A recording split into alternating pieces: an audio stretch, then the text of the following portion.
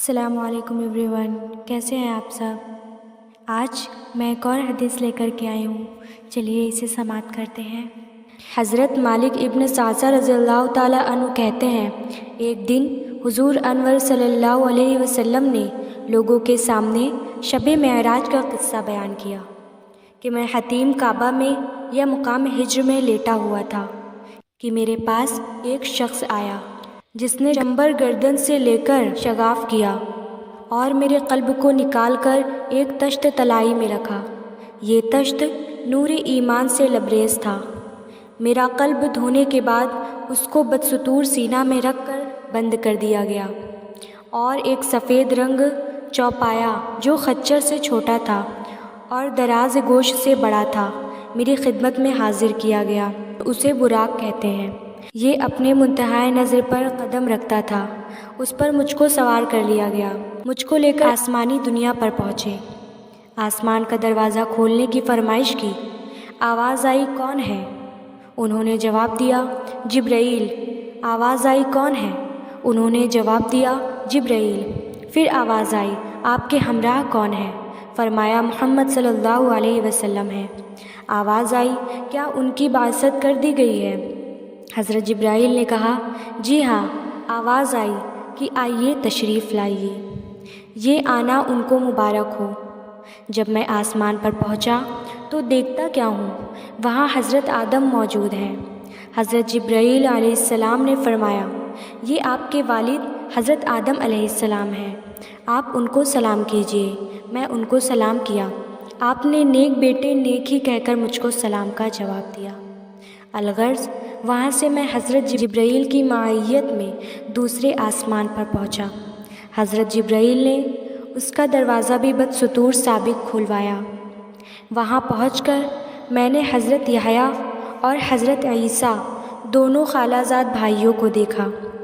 حضرت جبرائیل علیہ السلام نے فرمایا، یہ حضرت عیسیٰ اور یہ حضرت یحییٰ ہیں، ان دونوں صاحبوں کو سلام کرو۔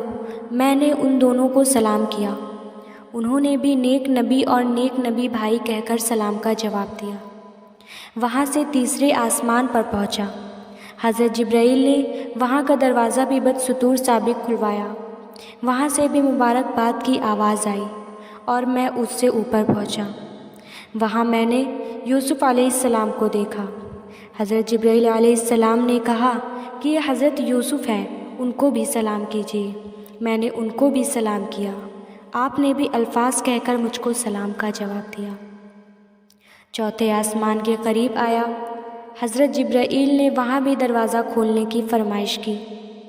آواز آئی، کون ہے؟ حضرت جبرائیل نے کہا، جبریل۔ آواز آئی، تمہارے ہمراہ کون ہے؟ انہوں نے کہا، محمد صلی اللہ علیہ وسلم ہے۔ آواز آئی، کیا ان کی مبعوث کر دیا گیا؟ جبرائیل نے کہا، جی ہاں۔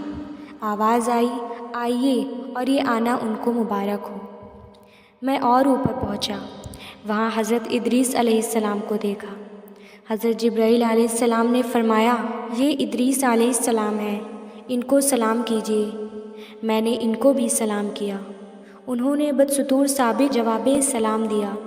اس کے بعد مجھ کو پانچویں آسمان پر لے جایا گیا۔ وہاں کا دروازہ بھی بدستور سابق کھلوایا۔ دروازہ کھولنے کے بعد میں اوپر پہنچا۔ وہاں مجھ کو حضرت ہارون علیہ السلام نظر آئے۔ میں نے ان کو بھی سلام کیا۔ انہوں نے بھی مجھ کو با الفاظ سابق کہہ کر جواب دیا۔ وہاں سے حضرت جبرائیل مجھ کو چھٹے آسمان پر لے کر پہنچے۔ وہاں کا دروازہ کھلوایا۔ میں اوپر گیا۔ وہاں مجھ کو حضرت موسیٰ علیہ السلام نظر آئے۔ حضرت جبرائیل علیہ السلام نے مجھ سے کہا کہ یہ حضرت موسیٰ ہیں، ان کو سلام کیجیے۔ میں نے ان کو بھی سلام کیا۔ انہوں نے سلام کا جواب دیا۔ جب میں وہاں سے آگے چلنے لگا تو حضرت موسیٰ علیہ السلام رونے لگے۔ کسی نے آپ سے دریافت کیا کہ آپ کیوں روتے ہیں؟ فرمایا، میں اس لیے روتا ہوں کہ ایک لڑکا جو میرے بعد نبی بنا کر مبعوث کیا گیا، اس کی امت کے لوگ میری امت کے لوگوں سے زیادہ جنت میں داخل ہوں گے۔ الغرض وہاں سے میں ساتویں آسمان پر پہنچا۔ حضرت جبرائیل نے وہاں بھی دروازہ کھولنے کی فرمائش کی۔ آواز آئی، کون ہے؟ جبرائیل علیہ السلام نے کہا میں جبریل ہوں۔ آواز آئی تمہارے ہمراہ کون ہے؟ جبرائیل علیہ السلام نے کہا محمد صلی اللہ علیہ وسلم ہے۔ آواز آئی کیا ان کی بعثت ہو چکی؟ حضرت جبرائیل علیہ السلام نے کہا ہاں ہاں۔ آواز آئی آئیے مبارک مبارک۔ جب میں اور اوپر پہنچا تو حضرت جبرائیل علیہ السلام نے کہا یہ حضرت ابراہیم علیہ السلام ہیں، ان کو سلام کیجیے۔ میں نے ان کو بھی سلام کیا۔ حضرت ابراہیم علیہ السلام نے نیک صاحبزادے نیک نبی کہہ کر مجھ کو سلام کا جواب دیا۔ وہاں سے حضرت جبرائیل مجھ کو سدرۃ المنتہا پر لے گئے۔ وہاں میں نے دیکھا کہ اس کے پتے ہاتھی کے کانوں کے برابر ہیں اور اس کے پھل مٹکوں کی طرح ہیں۔ حضرت جبرائیل علیہ السلام نے کہا یہ سدرۃ المنتہا ہے۔ وہاں میں نے 4 نہریں دیکھی، 2 اندرونی 2 بیرونی۔ میں نے حضرت جبرائیل علیہ السلام سے ان کے متعلق دریافت کیا۔ حضرت جبرائیل علیہ السلام نے فرمایا یہ اندرونی نہریں جنت میں جاری ہیں اور یہ جو دونوں بیرونی نہریں ہیں یہ دنیا کی نہریں ہیں، نیل اور فرات جن کا نام ہے۔ وہاں سے میں بیت المعمور میں آیا۔ معلوم ہوا کہ ہر روز 70,000 فرشتے اس میں نئے داخل ہوتے ہیں۔ وہیں پر میرے سامنے 3 برتن پیش کیے گئے، ایک شراب کا، ایک دودھ کا اور ایک خالص شہد کا۔ میں نے ان میں سے دودھ کا برتن لے لیا۔ حضرت جبرائیل علیہ السلام نے کہا کہ یہ ہدایت تھی جس پر آپ اور آپ کی امت قائم رہے گی۔ اس کے بعد مجھ پر 50 وقت کی نماز فرض ہوگی کہ آپ صلی اللہ علیہ وسلم اور آپ کی امت ادا کیا کرے۔ جب میں واپس ہو کر حضرت موسیٰ علیہ السلام کے قریب سے گزرا، انہوں نے مجھ سے فرمایا میں تم سے پہلے نبی اسرائیل کی آزمائش کر چکا ہوں، تمہاری امت سے ایک دن میں اتنی نمازیں ہرگز ادا نہ ہو سکیں گی۔ آپ اپنے رب کے پاس پھر واپس جائیے اور اس میں سے کچھ نمازیں معاف کروائیے۔ میں واپس ہوا، اللہ تعالیٰ نے 5 نمازیں معاف کر دیں۔